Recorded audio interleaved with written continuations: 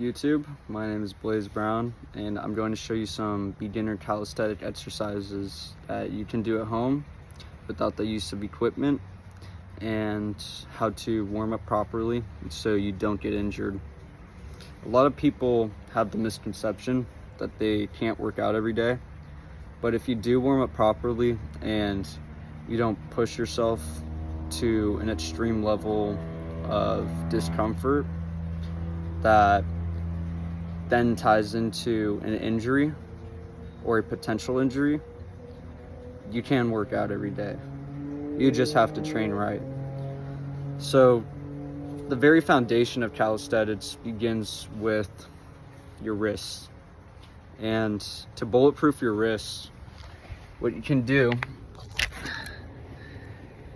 is just lean forward. Just lean forward. And the more that you feel the pain, the more that you're activating your wrists. There should be a burning, very uncomfortable sensation, and you're just leaning very much forward, keeping your arms straight. And my elbows aren't like this, they're out forward. They're out forward. This is some planche training, and it also allows your wrists to deal with a lot of pressure in high volume repetitions. So after you do about 4 to 6 sets of just, some lean forwards, and the whole time your neck's out, so your diaphragm is activated, you have more chest activation. Because if you're like this, you're not going to get any chest activation. It's going to be completely on your shoulders, and there's going to be no balance. You're going to have a very hard time learning the planche. There's a huge learning curve when it comes to calisthenics, and a lot of people just want to dive into the most advanced moves like handstand push-ups, planches, front levers, back levers, and human flags, but that's honestly how you get injured. I'm about 5 years deep in my calisthenics journey. I'm about an intermediate level, but I've been doing it long enough to where I can tell whether somebody is using correct form and how beneficial that form is. And the little things really do add up when it comes to your own body weight. When moving free weights, it's a lot of progressive overload and a lot of hypertrophy. But when it comes to calisthenics, it's half of it is a mental battle to see if you're actually capable of doing or of moving up to the next level. So back to some wrist exercises. You want to start with some wrist rotations as well before you do anything. Pull-ups, push-ups, handstands. You want these. These will activate your wrists and make the pressure a lot more relieving. So first thing that we're going to do is go into a plank position, and I'm going to turn around so you can see that I'm on my toes. I'm not like this. I'm not like this. I'm like this. Okay? I'm leaning forward. All right? I'm leaning forward.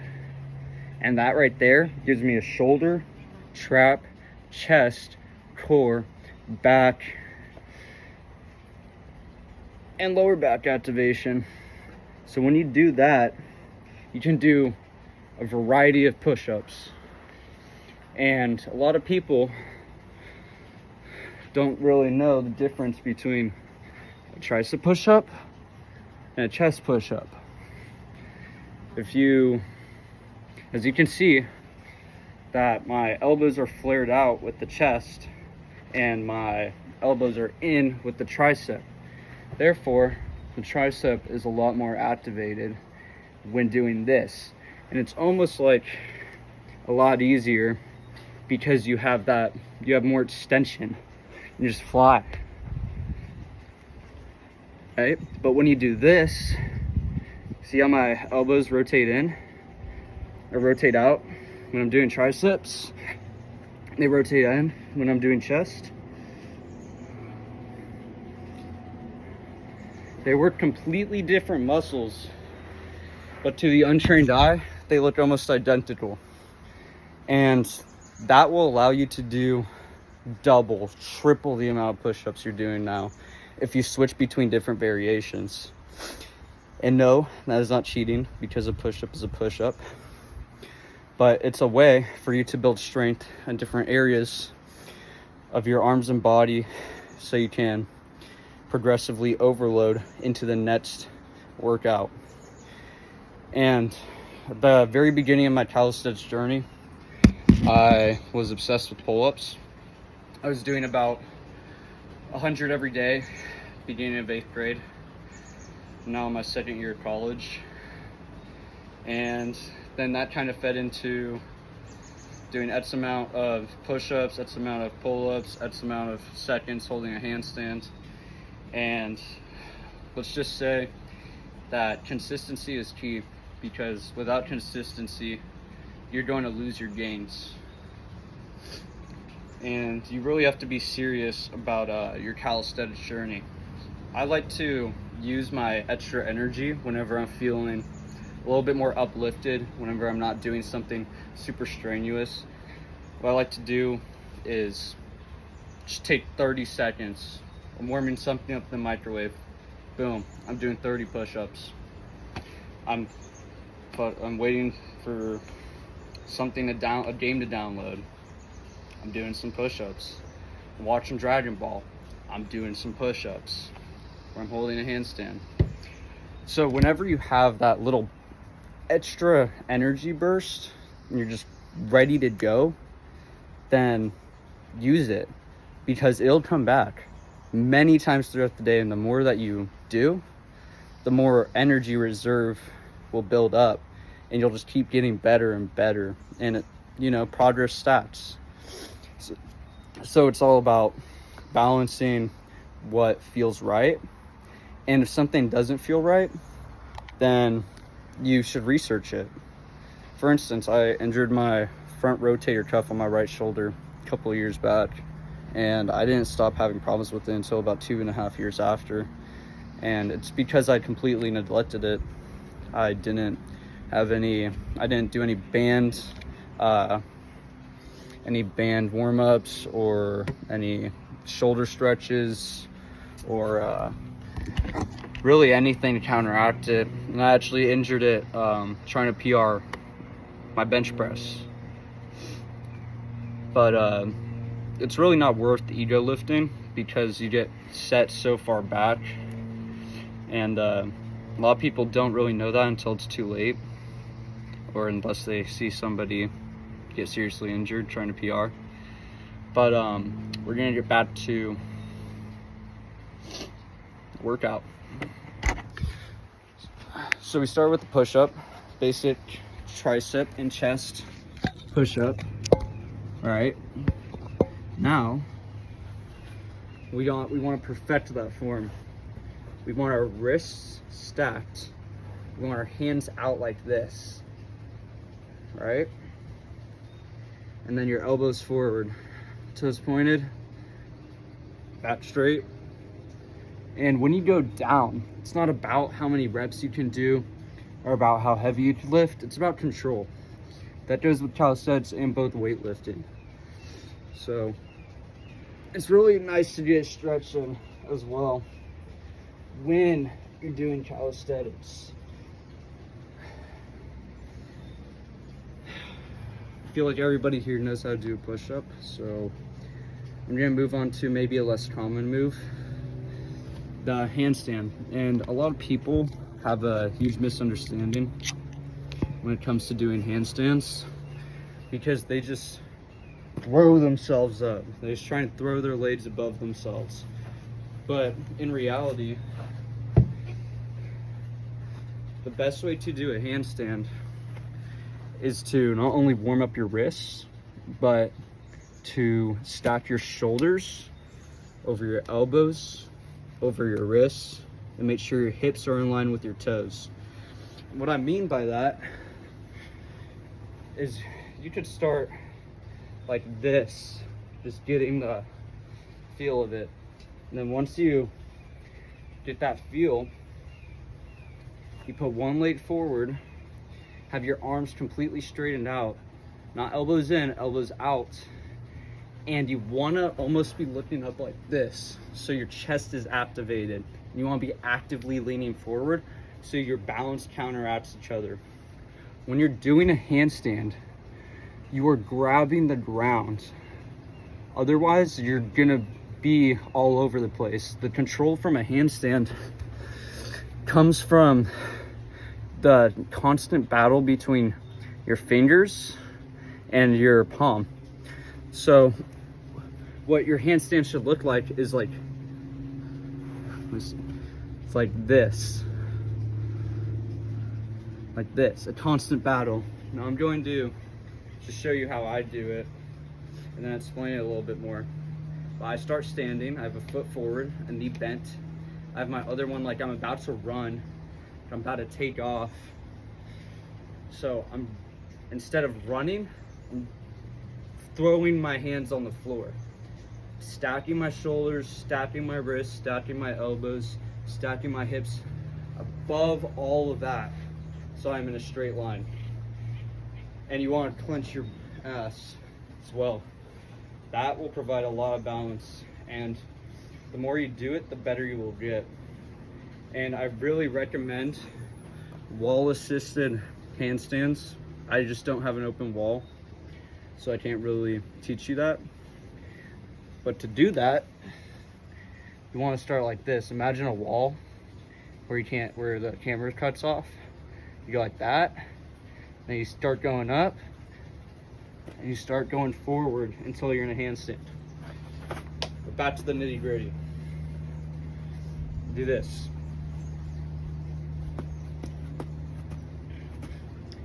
Not that. I'm not a professional, like I said, but I've been doing it long enough to where I know my shit.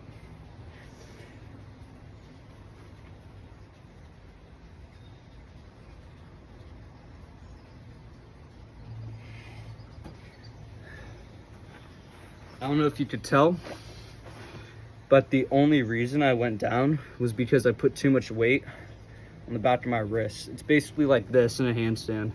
This is what you're doing. You're just rocking back and forth, and you're trying to keep your waist or your hips like in line with yourself, because if you turn, then you're just gonna lose all your balance and just be like, your hands aren't gonna know what to do. They're gonna try and compensate by going forward, as you saw in the first attempt. Whew. So now that we've done handstands and push-ups, I'm going to show you how to do some pull-ups. And that's definitely my strength, as I broke my high school pull-up record, or the high school pull-up record. It's been standing for God knows how long.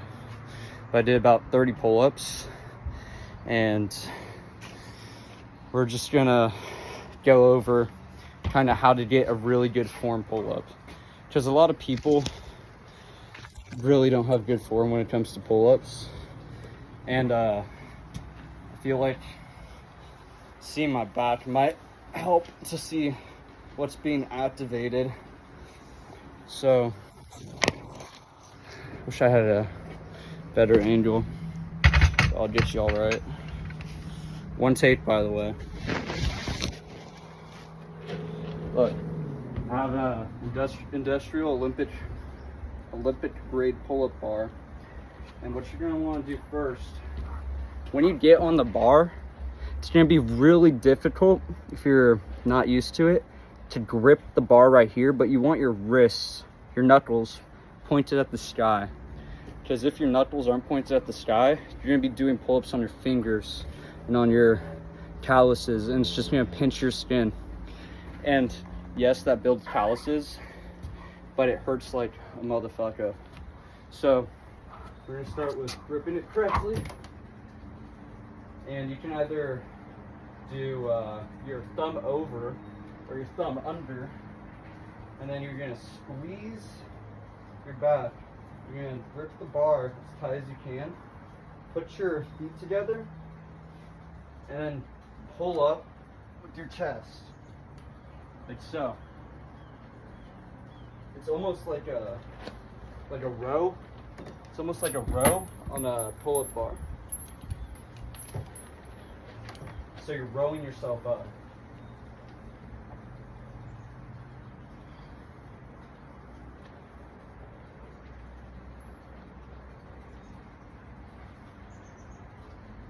Like so. And as you saw, I have my lats activated. I'm like this on the bar. I'm not like this. I'm not like this. I'm like this. And that allows back activation. And that's how you build a bigger back. So now we're gonna go into chin-ups. And like I said, this is a beginner level stuff. This is just so you know what you're looking for, how to do the form correctly, and so you progress at an exponential rate. Because if you're doing this every day, when you have that much extra energy, it just builds on itself. So now we're gonna do some chin-ups. I like to grab the bar about right here, and I'm basically just gripping like this. I have my wrist rotated in.